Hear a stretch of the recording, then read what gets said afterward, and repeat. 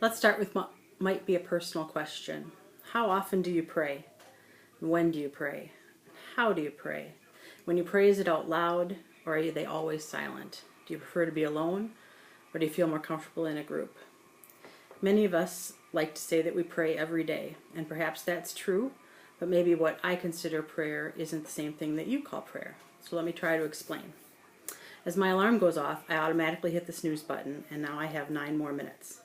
I don't fall back to sleep though. Now's the time to plan out and prioritize my day. I pause and ask for his guidance for getting my list of things done. And then I feel guilty for making this my only prayer, and I say a prayer for grace, ask for forgiveness, and get up. Throughout the day, as people cross my path, I try to say a small prayer for them. This is easy and makes me feel good when my day is going smoothly. And other days, it feels like no one is on the same page with me, and these easy prayers are harder to come by. I have to intentionally stop myself, take a breath, and pray for those people as well. And that sounds horrible, those people. This is another guilty thought, so I pray for forgiveness, and then pray for those that I don't agree with.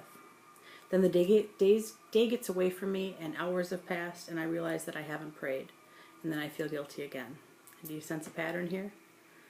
That's not how it's supposed to be. This can start a vicious cycle. If I'm not more intentional with making my prayer time with God to actually be a conversation with Him, that becomes a problem.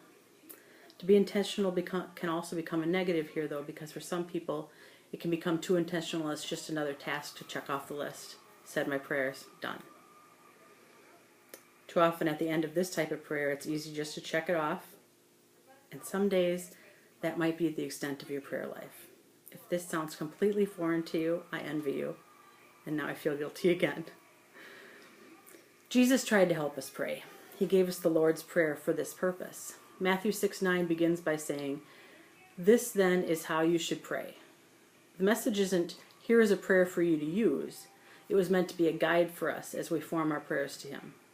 We've all become very used to saying it and recite it quite easily. They're very familiar words. And this has its merits. We have a common language together as Christians, and it can be very comforting. For some to try to come up with their own prayers, to try to form them on their own, can be very difficult, and that could be an excuse not to pray. So by all means, use the Lord's Prayer. So now I'm not advocating against the Lord's Prayer. I just want us to be more thoughtful as we recite the words. Perhaps it would be helpful if we were to examine this prayer from a different translation, as a way to force us to think about them more. I want to read the Message translation. Our Father in heaven, reveal who you are. Set the world right.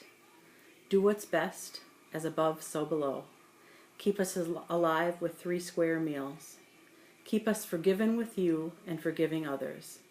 Keep us safe from ourselves and the devil. You're in charge. You can do anything you want. You're ablaze in beauty. Yes, yes, yes. Now, if I hadn't told you that this was the Lord's Prayer, you might not have caught it immediately. It's very different, and perhaps that's uncomfortable for some people. It helps if you remember again that this is meant to be a guide to prayer. My favorite line is, keep us safe from ourselves and the devil.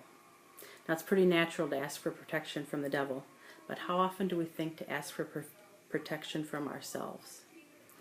Our humanness and brokenness almost demands it. So many of our problems come from within ourselves. Our thoughts, our poor decisions, our pride, our temptations, fill in the blank. For me personally, I go back to the beginning of my day. As my alarm goes off, I should immediately ask for protection from myself. Protection from my laziness to not get up and get going. Protection from negative thoughts. Protection from feeling guilty of not praying correctly enough. I need protection from anything within me that will keep me from drawing closer to Him. Keep us safe from ourselves. Keep me from judging when I'm called to love. Keep me from my busyness that crowds my prayer life. Keep me from ignoring your voice throughout the day. Prayer is to be a conversation with God. A conversation should have 2 sides, so we cannot just come before Him with requests, but must listen and wait for His answers. It's the waiting for answers and direction. It's in those times that we're made stronger. Prayer strengthens us. God doesn't need our prayers, but we do need to pray. Keep us safe from ourselves. He can do that. We need only ask.